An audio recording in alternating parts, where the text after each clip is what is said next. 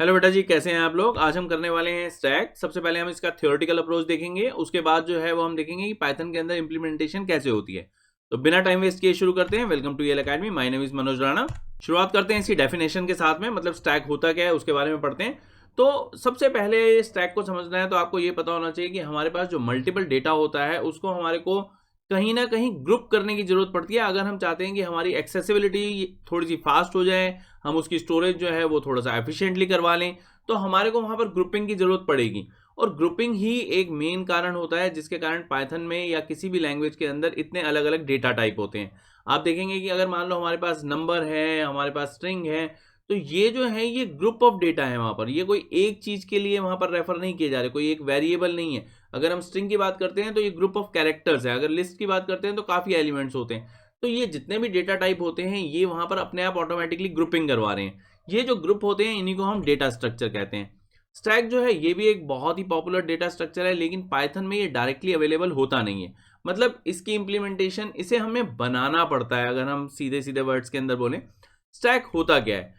अगर मान लो एक अरेंजमेंट हम देखें, लीनियर ऑर्डर अरेंजमेंट, पहले मैं आपको डेफिनेशन बताता हूं, उसके बाद समझाता हूं कि किस तरह से ये स्टैक जो है वो रियल लाइफ में हमारे लिए काम करता है।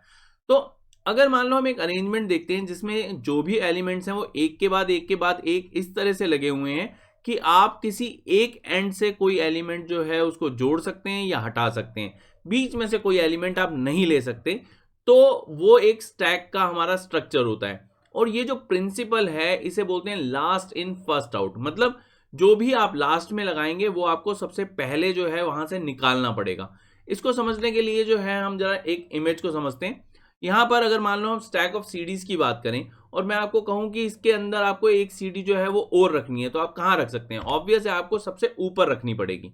ये जो आप सबसे ऊपर सीडी रखेंगे, अगर आपको निकालनी होगी तो आपको यही वाली सीडी जो है वो सबसे पहले निकालनी होगी। अगर आप वहां पर बीच में कहीं निकालने की कोशिश करेंगे तो वो नहीं निकलेगी।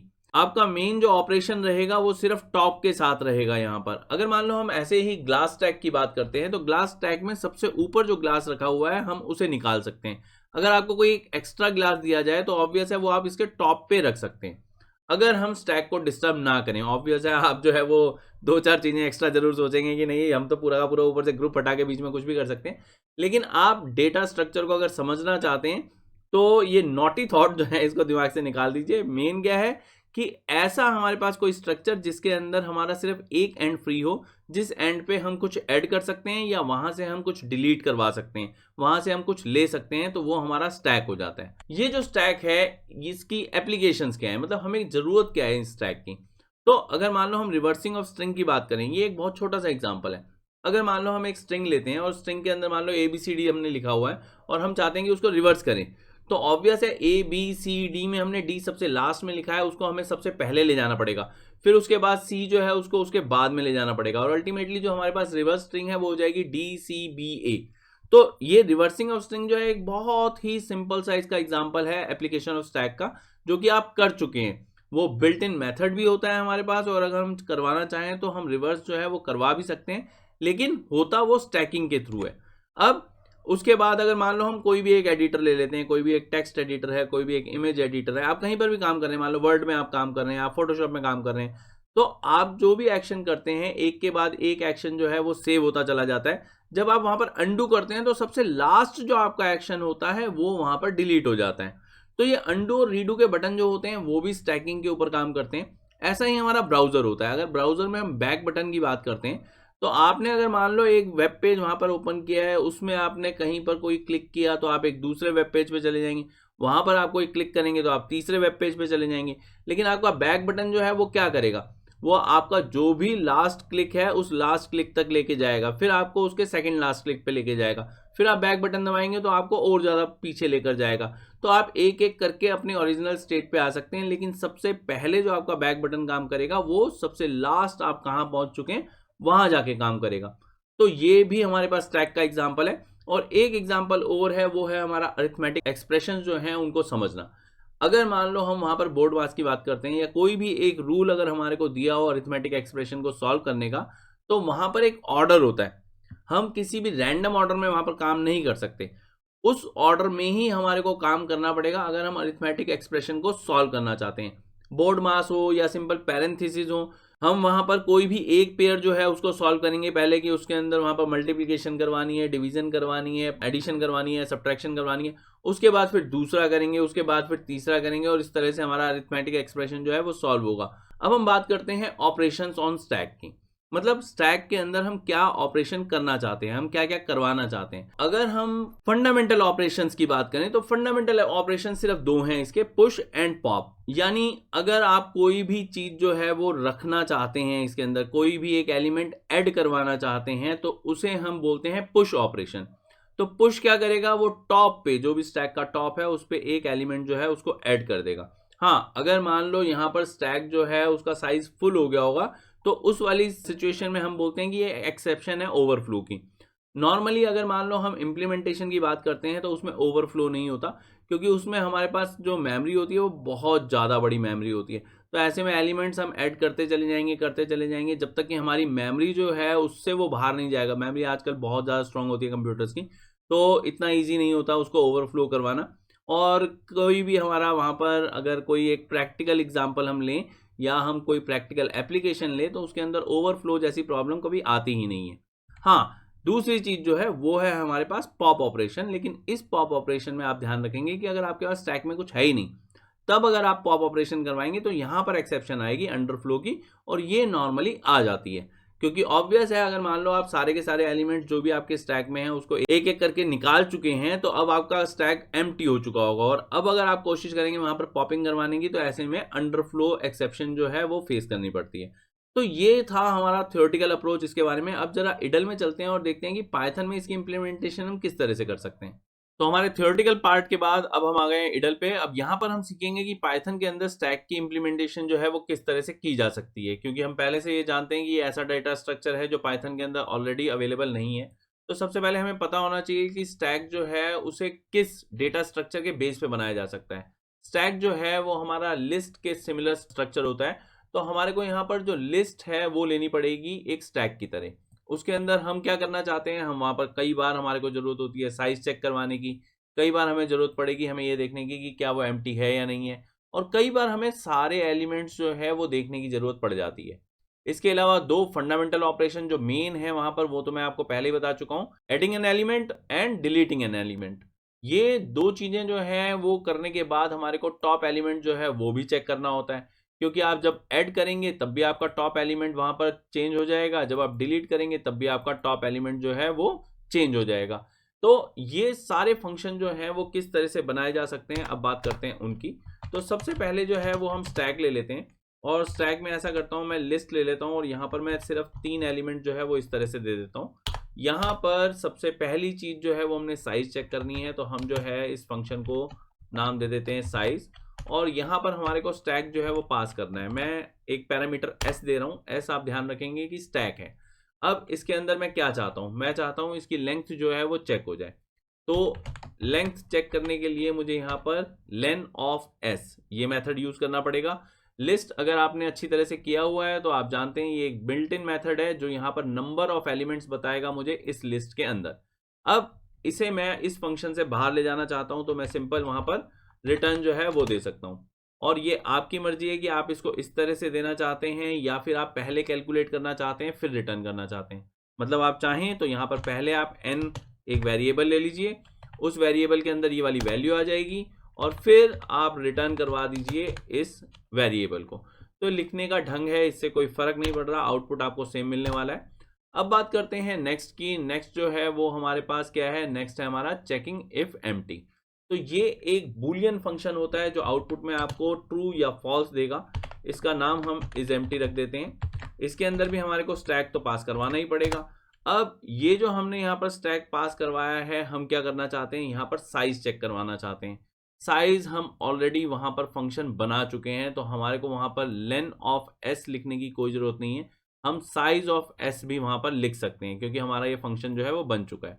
तो यहाँ पर जो है वो हम ये अगर लिखें कि इफ जो भी हमारे पास साइज ऑफ एस है ये अगर मान लो 0 है, और ये आपकी चॉइस है, मैं पहले ही बता रहा हूँ, यहाँ पर आप लेन ऑफ एस भी लिख सकते हैं, लेंथ ऑफ एस भी वही हमारे को साइज ही देने वाला है। ये जस्ट आपको इसलिए मैंने यहाँ पर दिया है ताकि आप आराम से चेक कर सकें कि हम किस तरह से हमारे जो यूजर डिफाइंड फंक्शंस होते हैं उनको हम यूज कर सकते हैं।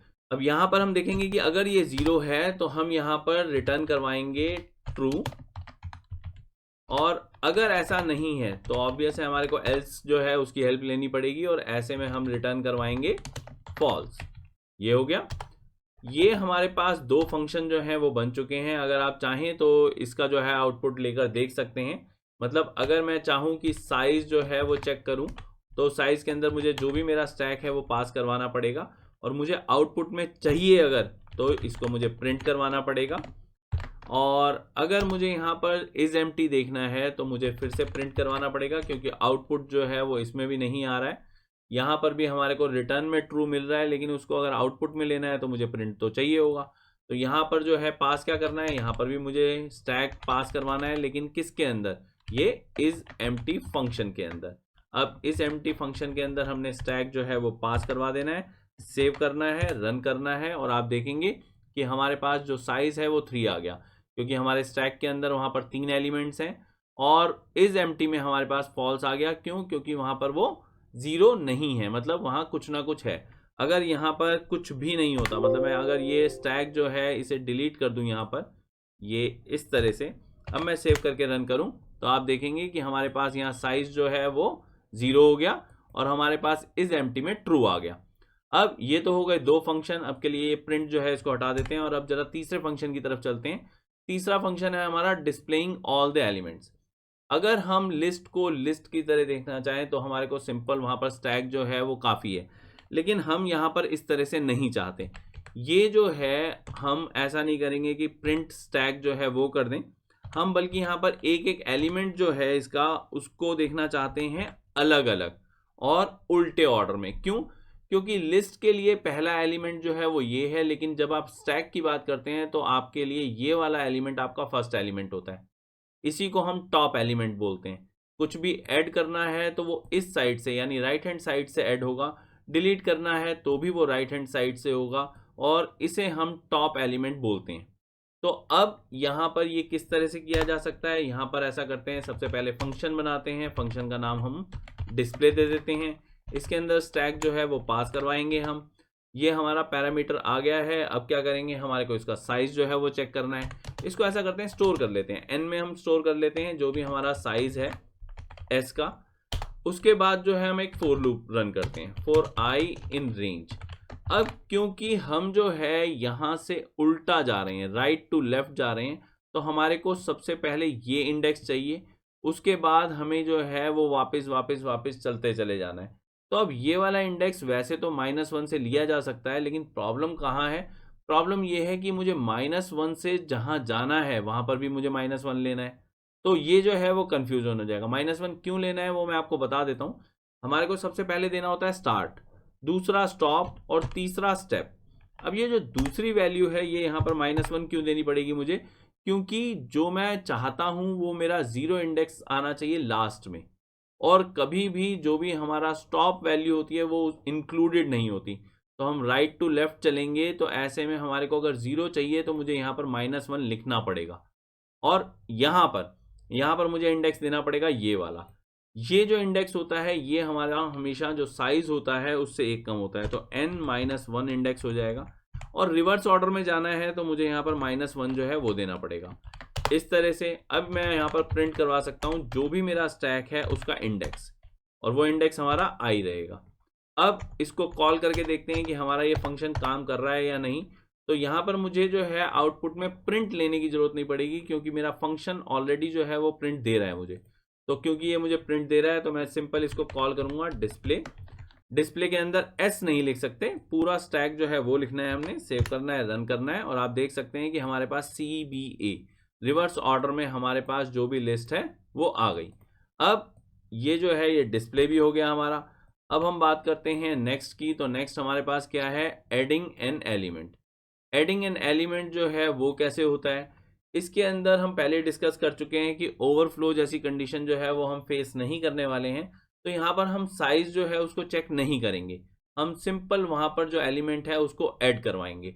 अब वो कैसे करवाया जाता है, डेफ, यहाँ पर जो है इसको हम पुश जो है नाम दे देते हैं। पुश नाम के अंदर हम क्या करेंगे, एक तो स्टैक देंगे और एक एलिमेंट देंगे, ये दो चीज़ें पास करवाएंगे।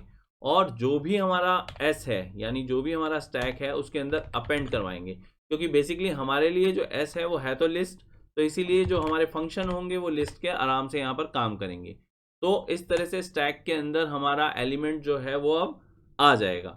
इसके बाद इसी के साथ में ही मैं करवा देता हूँ जो हमारा पॉप है यानी नेक्स्ट वाला डिलीटिंग वाला, और उसके बाद दोनों को इकट्ठा चेक करते हैं। यहाँ पर डेफ और इसको हम पॉप कर देते हैं, और यहाँ पर, और अगर आप कंफ्यूज हो जो हमारा लिस्ट का पॉप होता है और जो यूज़र डिफाइंड फंक्शन हमारा पॉप है, तो आप जो है वो चेंज कर सकते हैं। आप इसको ऐसा कीजिए कि इसको भी कैपिटल पी कर दीजिए और इसको भी कैपिटल पी कर दीजिए। अब यहाँ पर जो हम पॉप करवाएंगे वो हम किस में से करवाएंगे, स्टैक में से करवाएंगे। अब यहाँ पर जो भी हमारा एलिमेंट है इसको हम ऐसा करते हैं ई ले लेते हैं, और हमें टेंशन लेने की ज़रूरत नहीं है इस फंक्शन के साथ में, क्योंकि फंक्शंस के अंदर वेरिएबल जो होते हैं वो लोकल होते हैं, यानी इसका वेरिएबल आपके यहाँ पर कोई काम नहीं करने वाला। तो ई आपके लिए बिल्कुल एक फ्रेश वेरिएबल है। यहाँ पर ये आपका वेरिएबल है क्या, ये एस डॉट पॉप, ये हमारा एलिमेंट है। जो सबसे लास्ट वाला एलिमेंट है वो लिस्ट में से निकल जाएगा जब कभी भी हम इस वाले फंक्शन को कॉल करेंगे। अब ये जो है ये आपको यहाँ पर जो भी आपका एलिमेंट है ये अगर आपको वहाँ पर चाहिए तो ये आप रिटर्न करवा सकते हैं, और अगर नहीं आपको चाहिए तो आप सीधा सीधा इसको जो है यहाँ पर छोड़ सकते हैं। लेकिन प्रॉब्लम यहाँ पर क्या आएगी, यहाँ पर अंडरफ्लो वाली एक्सेप्शन आ सकती है। अब उससे कैसे बचें, तो हम ऐसा करते हैं कि अगर मान लो यहाँ पर ऐसा है कि जो हमारा साइज है, जो भी हमारा स्टैक है उसका साइज ऑलरेडी 0 है, और ये वाली जो चीज़ है ये आप चेक कर चुके हैं पहले। तो ये वाली चीज़ हमने कहाँ चेक करी है, ये चीज़ हमने इस एम्प्टी में चेक करी है। तो हम यहाँ पर जो है वो ये ना लिखकर सीधा सीधा यहाँ पर लिख सकते हैं इज एम्प्टी, और यहाँ पर हम स्टैक दे सकते हैं। तो ये बात वही रहेगी, मतलब वहाँ पर जो साइज़ है वो 0 है या नहीं है वो अगर हम चेक करना चाहते हैं तो ये हमारा वहाँ पर सिंटेक्स हो जाएगा एक तरह से। तो हमने कहा कि इफ़ इज़ एम्प्टी, मतलब हमारा स्टैक अगर वहाँ पर एम्प्टी है तो हम यहाँ पर प्रिंट करवा दें। प्रिंट में हम क्या चाहते हैं, हम यहाँ पर लिख देते हैं स्टैक इज एम्प्टी, और ऐसे में ऑब्वियस है कोई भी चीज़ जो है वो रिटर्न नहीं होगी, तो रिटर्न नन।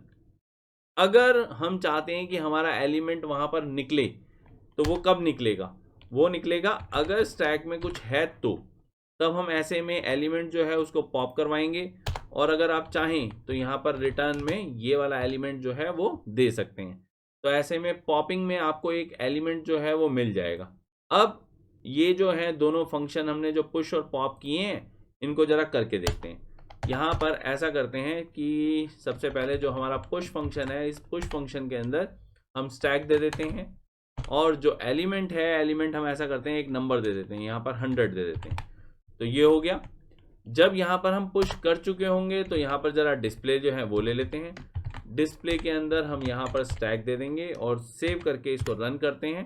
तो आप देखेंगे कि हमारा जो एलिमेंट है वो टॉप पे आ गया, सबसे ऊपर जो है वो हमारा 100 आ गया, जो भी हमने यहाँ पर एलिमेंट दिया था। और स्टैक की एप्लीकेशन यही होती है कि कोई भी एलिमेंट आप देंगे तो वो टॉप पे आ जाएगा। अब ये हमारा 100 जो है वो टॉप पे आ चुका है। अगर ये 100 हमारा टॉप पे आ चुका है तो अब हम क्या करना चाहेंगे, अब अगर मान लो मैं इसको डिलीट करवाना चाहता हूँ, मैं इसमें से 100 जो है सबसे ऊपर वाला हटाना चाहता हूँ, तो मैं क्या करूँगा, तो मैं यहाँ पर पॉप करवाऊँगा। ये मैं इसको पॉप करवाता हूँ और जो भी मेरा स्टैक है वो मैं दे देता हूँ। अब यहाँ पर जो मेरा स्टैक है उसका नाम तो स्टैक ही है। अब ये मैंने दिया तो मुझे क्या मिला, मुझे रिटर्न में यहाँ पर एक एलिमेंट मिला। लेकिन अगर मैं ये वाला एलिमेंट प्रिंट करवाना चाहता हूँ तो इस तरह से वो प्रिंट होगा, और मैं सेव करके रन करता हूँ, और आप देख सकते हैं कि हमारे पास पहले जो है वो ये चीज़ आई है, और उसके बाद ये 100 जो है ये हमारा पॉप होके आया है। और अब अगर मान लो हम यहाँ पर डिस्प्ले लें इसके बाद में, और ये मेरा स्टैक जो है वो दूं, और ऐसा करते हैं गैप के लिए हम यहाँ पर एक ब्लैंक लाइन ले लेते हैं ताकि आप कंफ्यूज ना हो। ये मैं सेव करता हूँ, रन करता हूँ, और आप देखेंगे कि जो हमारी यहाँ पर ब्लैंक लाइन के बाद है वो डिस्प्ले है।